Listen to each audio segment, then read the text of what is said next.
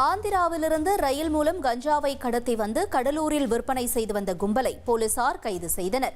ஆந்திர மாநிலம் விஜயவாடாவிலிருந்து கஞ்சாவை கடத்தி வரும் இந்த கும்பல் போலீசாரிடம் சிக்காமல் இருக்க ரயிலிலிருந்து கஞ்சாவை ஓரிடத்தில் வீசிவிட்டு பின்னர் அதனை எடுத்து விற்பனை செய்து வந்துள்ளனர். இந்த தகவலின்படி ஆந்திரா மற்றும் புதுச்சேரி பகுதியில் பதுங்கியிருந்த 6 பேரை கடலூர் தனிப்படை போலீசார் கைது செய்து 21 கிலோ கஞ்சாவை பறிமுதல் செய்துள்ளனர். இப்போ மொத்தம் 6 நபர்களை நம்ம பிடித்திருக்கிறோம். அதில் 21 கிலோ கஞ்சா பறிமுதல் செய்யப்பட்டுள்ளது. இதில் 2 பேர் நம்ம மாவட்டத்தை சார்ந்தவர்கள்.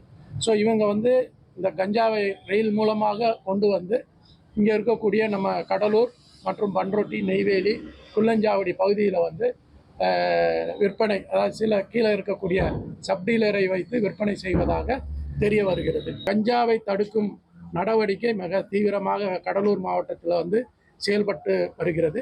அதுபோல் கஞ்சாவை விற்பனை செய்தார்களோ இல்லை வைத்திருந்தார்களோ கண்டிப்பாக கடும் நடவடிக்கை எடுக்கப்படும் என்று தெரிவிக்கப்படுகிறது.